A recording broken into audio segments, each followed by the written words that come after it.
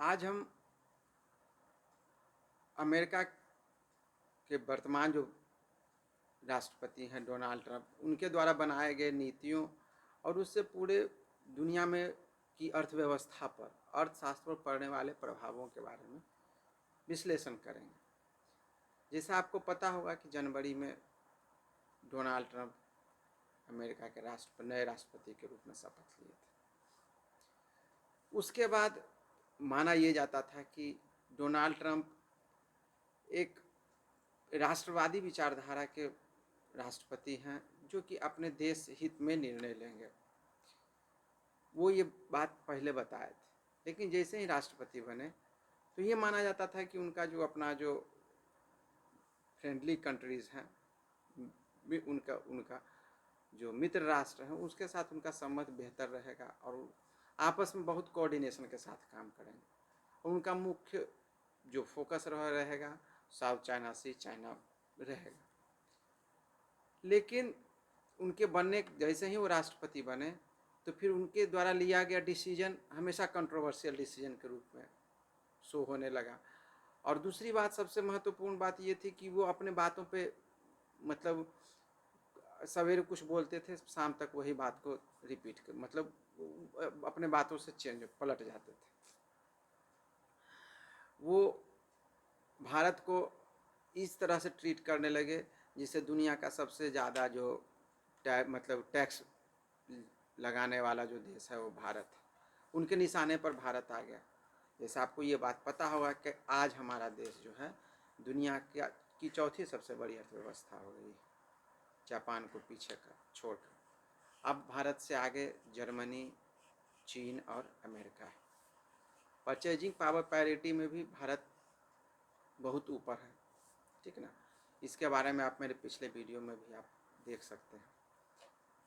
तो इसके बाद इस जो ऑपरेशन सिंदूर हुआ, ये तो और अमेरिका की नींद उड़ा दिया। इसका क्या कारण रहा, इसके बारे में हम लोग आगे चर्चा करेंगे। देखिए, भारत हमेशा शुरू से ही, ठीक ना, नॉन अलाइनमेंट पॉलिसी फॉलो करता था।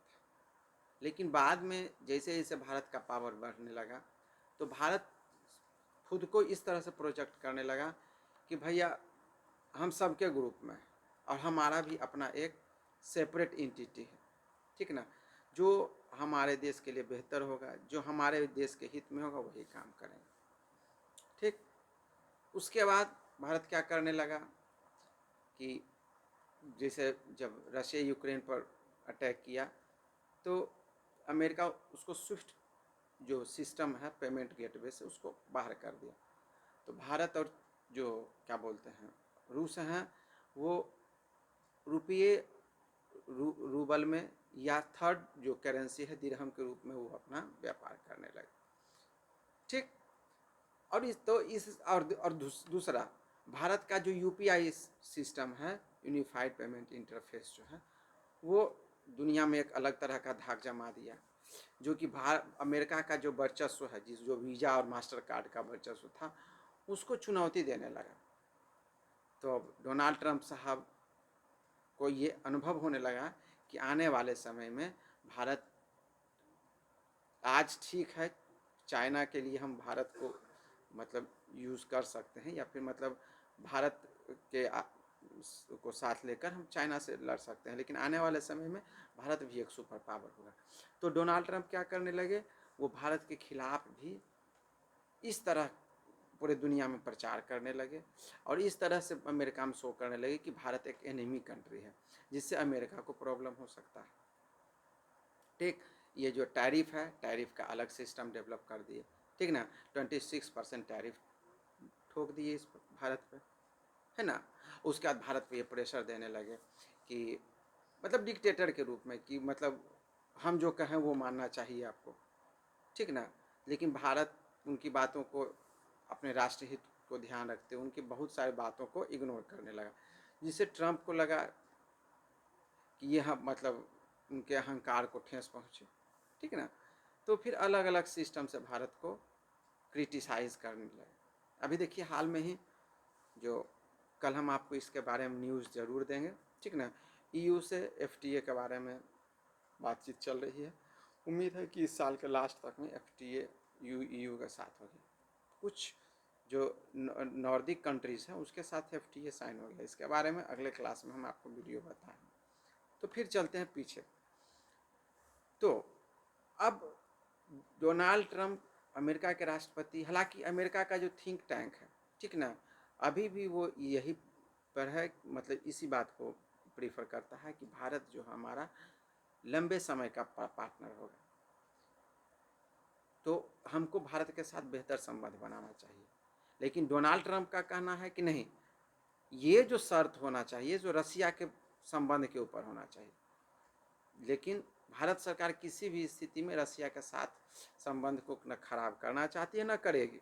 उसका रीज़न ये है कि रसिया हमारा लंबे समय क्या मतलब पिछले 7 दशकों से ये माना गया है कि बहुत रिलायबल और ट्रस्टेड पार्टनर रहा है, और हमारे किसी भी तरह का एक्सटर्नल अफेयर्स से रिलेटेड ज़्यादा इम्पैक्ट रसिया से नहीं पड़ा है। अभी देखिए रसिया Su-57 भी ऑफ़र की है, जिसको जो कही है कि चलिए भाई फुल सोर्स कोड के साथ आपको देंगे, ठीक ना। तो इस तरह से रसिया हमेशा हमको उसका S-400 ट्रायम्फ के बारे में देखे होंगे, जो जिसको सुदर्शन के चक्र के बारे में के रूप में भी जाना जाता है। हाल ही ऑपरेशन सिंदूर में कितना धमाल मचाया था। हालांकि हमारा जो इंडिजीनस प्रोडक्ट था, जैसे आपका आकाश तीर हो गया है ना, पिचौड़ा से जो है उसको मॉडिफाई करके बनाया गया। उसके बाद जो है मतलब ये एक वेपन सिस्टम बनाया गया, लेजर वेपन सिस्टम बनाया गया, ठीक ना, जिससे जो अब पाकिस्तान के हर एक हमलों को नाकाम कर दिया गया। फिर पाकिस्तान की तो स्थिति ही बहुत, तो इससे क्या हो गया कि चाइना अमेरिका दोनों को सदमा लगा, ठीक ना, कि भारत उसको ये इस मतलब युद्ध से पहले उसको इस समय उसको लग रहा था कि चलो है नॉर्मली एक सिस्टम, लेकिन जब यहाँ ये देखा कि नहीं भारत का जो डिफेंस सिस्टम है, ठीक ना, वो मतलब अमेरिकन सिस्टम को भी मतलब समझिए मात दे रहा था, ठीक ना। नूर खान एयरबेस जो है उसका जो सुरक्षा में अमेरिकन डिफेंस सिस्टम ही थी, ठीक। और चाइना का तो खैर हाल ही बुरा हो गया। उसका देखिए डिफेंस मार्केट में उसका स्थिति ऐसा है कि उसका शेयर अब 20% से ज़्यादा उसका डाउनफॉल हो चुका है। ये क्या बोलते हैं टर्किश जो ड्रोन था, ठीक ना, उसका स्थिति है कि मतलब समझिए उसके जो भी इंक्वायरी तक आना बहुत हद तक कम हो गया, ठीक ना। तो इस तरह से ये अनुभव होने लगा अमेरिका को कि भारत जो है बहुत तेज़ी से उभरने लगा है। जो ऑपरेशन सिंदूर से पहले खुलेआम भारत को कह रहा था जो मन है वो बाद में डोनाल्ड ट्रंप उस अपने बातों से पलटते आए, ठीक ना। तो इस तरह से अमेरिका जो है भारत पर कोशिश कर रहा है प्रेशर बनाने का, लेकिन भारत की अपनी स्वतंत्र विदेशी नीति है, किसी के अंदर में नहीं आना है, ठीक ना। इस कारण से अमेरिका का एक सिस्टम और आप मान कर चलिए कि डोनाल्ड ट्रंप जो है वो अमेरिका को कम चला रहे हैं, एक बिजनेस पॉलिटिक्स टाइकून की तरह ज़्यादा काम कर रहे हैं। आप हाल ही में देखे कतर गए होंगे तो $350 मिलियन का एक वो चार्टर प्लेन गिफ्ट कर दिया, खुश हो गए।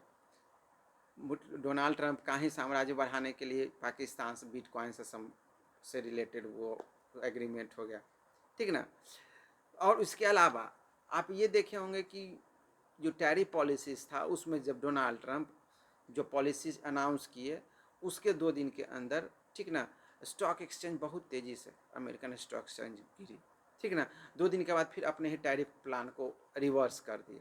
उससे क्या हो गया कि फिर जो है मतलब जो प्रॉफिट हो सकता था जो कंपनी, उससे प्रॉफिट लेकर के आगे निकल गए थे। तो इस तरह से डोनाल्ड ट्रंप का बहुत माना जा रहा है कि ये अपना हित ज़्यादा साध रहे हैं, अमेरिकन हित को कम। अभी आप देख रहे होंगे आज जो 11 जून का जो समय है, आप देख रहे होंगे कैलिफोर्निया में, न्यू जर्सी में, न्यूयॉर्क में सभी जगह एक तरह से दंगा फैला हुआ है। क्यों? इनका जो मतलब इमिग्रेशन पॉलिसीज़ है, ठीक ना, उसमें ज़रूरत से ज़्यादा हस्तक्षेप कर रहे हैं, ठीक ना।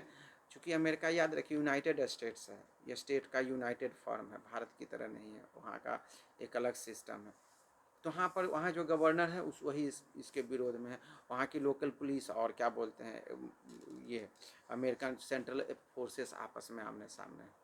तो इस तरह से समझिए कि आप ये मान के चलिए लंबे समय में डोनाल्ड ट्रंप की जो पॉलिसीज़ है, ठीक ना, वो अमेरिका के लिए भी बैकफायर ही करेगा, ठीक ना।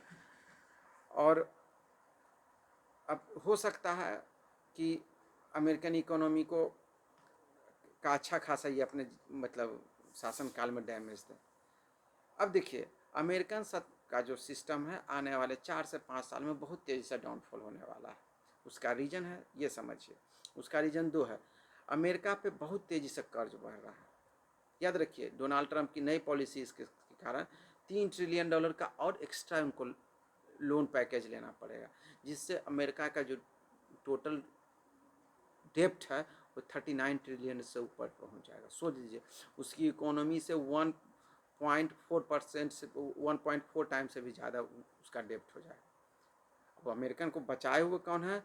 बस उसका वही जो डॉलर का जो पूरे वर्ल्ड में जो करेंसी मतलब क्या बोलते हैं उसको ऑपरेटिंग करेंसी के रूप में यूज होता है, बस वही उसको जान बचाए हुआ है। लेकिन आने वाले समय में जैसे जैसे फाइनेंशियल रीस्ट्रक्चरिंग होता जाएगा वैसे वैसे याद रखिएगा बहुत तेज़ी से अमेरिकन इकोनॉमी डाउनफॉल होने लगेगी। बस हम लोगों को ये ध्यान देना है, हमारे जितने भी इंडियंस हैं उनको ये ध्यान देना है कि हम लोग ज़्यादा से ज़्यादा अपने देश में बने प्रोडक्ट का ही इस्तेमाल ज़्यादा से ज़्यादा करें। याद रखिए परचेजिंग पावर पैरिटी में अगर हम लोग ज़्यादा हैं तो अपने देश के सामान को जितना ज़्यादा परचेज करेंगे, ठीक ना, उतना ही ज़्यादा उसका वैल्यू बढ़ेगा, ठीक ना। और हमारा देश जो है उतना ही तेज़ी से तरक्की करेगा। जो हमारे देश में बना हुआ सामान उसको यूज कीजिए। और बाकी जो डोनाल्ड ट्रंप का टैरिफ पॉलिसीज़ है इससे क्या प्रभाव पड़ेगा और मतलब पिछले 60 सालों में अमेरिका का क्या आउटकम रहा है पूरी दुनिया में, चाहे वो कंबोडिया के में युद्ध में वो हार कर गया, उसके बाद आप यहाँ देखिए क्या बोलते हैं अफ़गानिस्तान में देख रहे हैं, इराक में देख रहे हैं, यूक्रेन की स्थिति देख रहे हैं। इस सारे के ऊपर नेक्स्ट क्लास में एक सिस्टमेटिक वीडियो बनाएंगे जिसमें बताएंगे कि अमेरिका किस तरह से किसी का दोस्त नहीं है, किसी का मित्र नहीं है, वो बस एक बिजनेस अपॉर्चुनिस्ट है। जहाँ वो बिजनेस का फ़ायदा देखता है उसी हिसाब से देश बर्बाद हो जाए, उसकी पूरे देश की जितनी जनता है मर जाए, उससे उसको मतलब नहीं है, ठीक ना। सॉरी कंबोडिया वियतनाम वार जो हुआ था तो उसके बारे में हम बात कर रहे हैं। तो ये सारा सिस्टम आपको नेक्स्ट अगले क्लास में कल 12 जून के वीडियो में बताएंगे। धन्यवाद। जय हिंद, भारत माता।